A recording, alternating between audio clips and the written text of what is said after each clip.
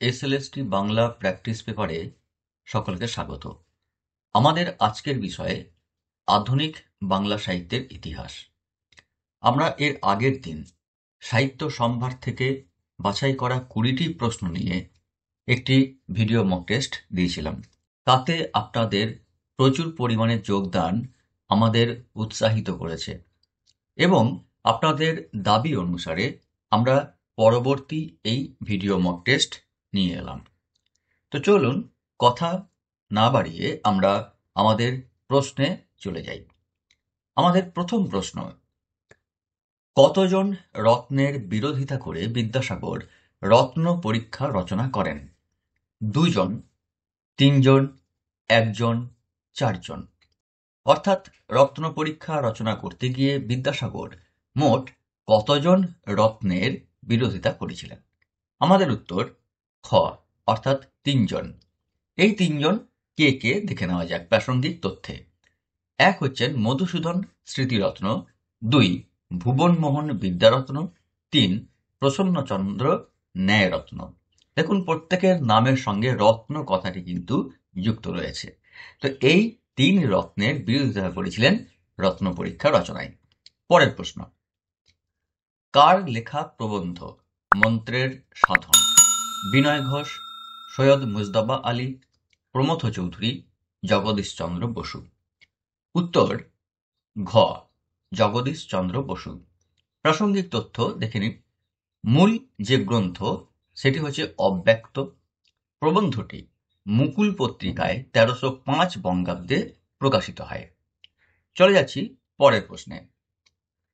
এদের মধ্যে কে শ্রীকান্ত উপন্যাসের ইংরেজি অনুবাদ করেন? ক কে.সি. সেন, খ দিলীপ কুমার রায়, গ অশোক চট্টোপাধ্যায়, খ মন্দিরা সেনগুপ্ত।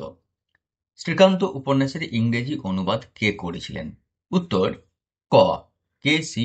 সেন। প্রাসঙ্গিক তথ্য দেখুন। অনুবাদের নাম ছিল শ্রীকান্ত। অনুবাদটি করা হয়েছিল 1922 খ্রিস্টাব্দে। পরের প্রশ্ন, আন্নাকালী পাকরাশি ছদ্মনামে রবীন্দ্রনাথের লেখাটি হল? ক জলকষ্ট, খ দুদিন, গ নারীর কর্তব্য, ঘ রণরঙ্গিনী। আমরা রবীন্দ্রনাথের একাধিক ছদ্মনাম জানি, কিন্তু কোন ছদ্মনামে কোন রচনা লেখা, এখানে যে 4টি অপশন দেওয়া হয়েছে তার মধ্যে আন্নাকালী পাকরাশি এই ছদ্মনামে তিনি লিখেছিলেন গ নারীর কর্তব্য। প্রাসঙ্গিক তথ্যে চলে যাই। জলকষ্ট অর্থাৎ প্রথম অপশনে যেটি রয়েছে জলকষ্ট, এটি লেখা হয়েছিল শ্রীমতী কনিষ্ঠা ছদ্মনামে। দুদিন লেখা হয়েছিল শ্রী দিকশূন্য ভট্টাচার্য নামে। আর রণরঙ্গিনী লেখা হয়েছিল শ্রী অপ্রকট চন্দ্র ভাস্কর এই ছদ্মনামে। চলে যাচ্ছি পরের প্রশ্নে। বনফুলের লেখা প্রথম গল্প কোন পত্রিকায় মুদ্রিত হয়?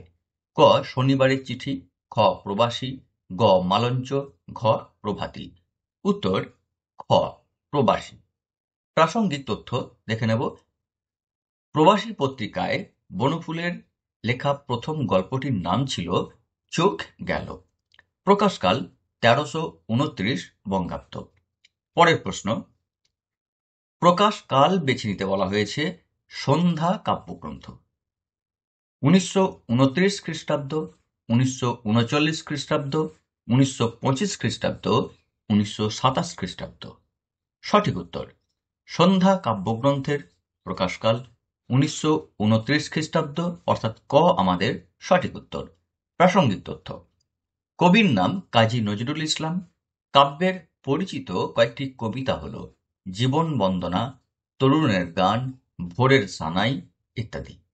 পরের প্রশ্ন, সুনীতি কুমার চট্টোপাধ্যায়ের প্রথম প্রবন্ধটি কোন পত্রিকায় প্রকাশিত হয়? ক সবুজপত্র, খ আনন্দবাজার পত্রিকা, গ অরণি, ঘ বঙ্গীয় সাহিত্য পরিষদ পত্রিকা। উত্তর দেখে নেওয়া যাক। ঘ বঙ্গীয় সাহিত্য পরিষদ পত্রিকা। প্রাসঙ্গিক তথ্য, প্রবন্ধের নাম ছিল কৃপার শাস্ত্রের অর্থভেদ ও বাঙ্গালা উচ্চারণ তত্ত্ব। প্রকাশকাল 1323 বঙ্গাব্দ। পরের প্রশ্ন, বীরাঙ্গনা কাব্যের সর্গ সংখ্যা কয়টি? ১৩টি, ২১টি, ১১টি, ১৯টি। আমরা জানি বীরাঙ্গনা কাব্য কার লেখা, বিখ্যাত কাব্যগ্রন্থ। উত্তর সকলেরই জানা প্রায়, তবু আমরা এখানে নিয়ম অনুসারে উত্তর দেখিয়ে দেব। উত্তর গ ১১টি। প্রাসঙ্গিক তথ্য, এটি একটি পত্রকাব্য। কাব্যটি ঈশ্বরচন্দ্র বিদ্যাসাগরকে উৎসর্গ করা হয়েছে। কাব্যে অভিদের আদর্শ অনুসৃত হয়েছে। পরের প্রশ্ন, মহাশ্বেতা দেবীর ছদ্ম নামটি হল সুমিত্রা দেবী, নিরুপমা দেবী, সত্যবাগীশ, অপরূপা দেবী। মহাশ্বেতা দেবী কোন ছদ্মনামে লিখতেন? উত্তর ক সুমিত্রা দেবী। প্রাসঙ্গিক তথ্যে চলে যাব। এই ছদ্মনামে লেখা তাঁর রচনার মধ্যে রয়েছে কাল বৈশাখী, একটি আষাঢ়ে গল্প ইত্যাদি। আরও অনেক রচনা তিনি এই ছদ্মনামে লিখেছেন। পরের প্রশ্ন, কার লেখা দেখি নাই ফিরে? ক সমরেশ বসু, খ আশাপূর্ণা দেবী, গ লীলা মজুমদার, ঘ বনফুল। দেখি নাই ফিরে কার লেখা একটি গ্রন্থ? এটি উপন্যাসও হতে পারে, বা কোনো গল্পগ্রন্থ হতে পারে, কিংবা কোনো আত্মজীবনীমূলক রচনাও হতে পারে। তো আমরা উত্তর দেখে নেব। উত্তর ক সমরেশ বসু। প্রাসঙ্গিক তথ্যে চলে যাই। এটি লেখকের অসমাপ্ত একটি রচনা। রচনার মূল বিষয় রামকিঙ্কর বেইজের জীবন। চলে যাচ্ছি পরের প্রশ্নে। গিরিশচন্দ্র ঘোষের শেষ নাটকের নাম কি? সৎনাম, গৃহলক্ষ্মী, তপোবল, মনের মতন। সঠিক উত্তর গ তপোবল। প্রাসঙ্গিক তথ্য, এটি একটি পঞ্চাঙ্কের নাটক। নাটকটির প্রথম অভিনয় হয় মিনার্ভা থিয়েটারে। চলে যাই পরের প্রশ্নে।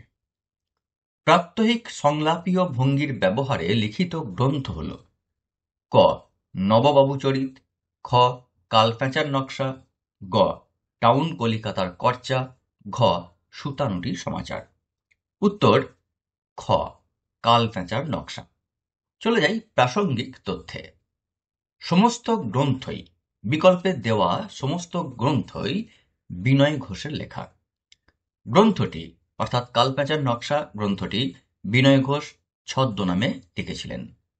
লেখকের ছদ্মনাম আমরা অনেকেই বা প্রায় সকলেই জানি, কালপ্যাঁচা। চলে যাই পরের প্রশ্নে। কার আত্মজীবনীর নাম ছড়ানো এই জীবন? ক সুভাষ মুখোপাধ্যায়, খ বিষ্ণুদে, গ জীবনানন্দ দাশ, ঘ শক্তি চট্টোপাধ্যায়।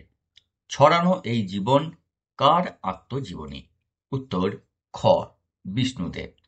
প্রাসঙ্গিক তথ্য, রচনাটি আনন্দবাজার পত্রিকায় রবিবাসরীয় বিভাগে ৮টি কিস্তিতে প্রকাশিত হয়েছিল। চলে যাই পরের প্রশ্নে। গ্রন্থাকারে প্রকাশের পূর্বে দিবারাত্রি কাব্য কোন পত্রিকায় প্রকাশিত হয়? ক পূর্বাশা, খ প্রবাসী, গ বসুমতী, ঘ বঙ্গশ্রী। সঠিক উত্তর ঘ বঙ্গশ্রী। প্রাসঙ্গিক তথ্য দেখে নিন। উক্ত পত্রিকায় অর্থাৎ বঙ্গশ্রী পত্রিকায় প্রকাশিত একটি দিন, একটি সন্ধ্যা, রাত্রি, এই ৩টি আখ্যান নিয়ে এই দিবারাত্রি কাব্য উপন্যাসটি কিন্তু প্রকাশিত হয়। পরের প্রশ্ন, কার লেখা উপন্যাস নেই নগরের সেই রাজা? ক লীলা মজুমদার, খ সতীনাথ ভাদুরী, গ মহাশ্বেতা দেবী, ঘ আশাপূর্ণা দেবী। সঠিক উত্তর গ মহাশ্বেতা দেবী। প্রাসঙ্গিক তথ্যে চলে যাব। উপন্যাসের প্রকাশকাল ১৯৮৭ খ্রিস্টাব্দ।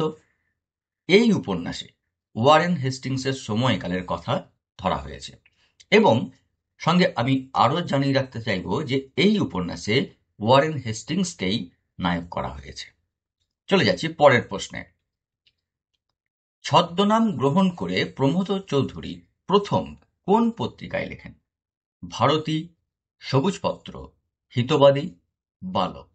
সঠিক উত্তর ক ভারতী। প্রাসঙ্গিক তথ্য দেখুন। ছদ্মনাম বীরবল, আমরা সকলেই জানি।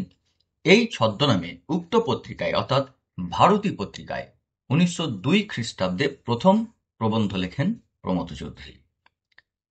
পরের প্রশ্ন, রবীন্দ্রনাথের কোন কাব্যটি ক্ষুদ্র ক্ষুদ্র কবিতার সমষ্টি? খনিকা, হাতছাড়া, বিচিত্রিতা, কণিকা। সঠিক উত্তর ঘ, কণিকা। চলে যাব প্রাসঙ্গিক তথ্যে। কাব্যে মোট 110টি কবিতা আছে। কাব্যটি প্রমথনাথ রায়চৌধুরীকে উৎসর্গ করা হয়েছে। পরের প্রশ্ন, কোন উপন্যাসের চরিত্র দেবু ঘোষ, ছিরুপাল? মন্বন্তর, গণদেবতা, কালান্তর, আরোগ্যনিকেতন। দেবু ঘোষ ছিরুপাল যে উপন্যাসের চরিত্র তা হল গণদেবতা। খ আমাদের সঠিক উত্তর। প্রাসঙ্গিক তথ্য, প্রকাশকাল 1942 খ্রিস্টাব্দ।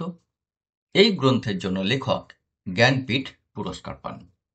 পরের প্রশ্ন, দ্বিজেন্দ্রলাল রায় পণ প্রথা বিষয়ে রচনা করেছেন কোন গ্রন্থটি?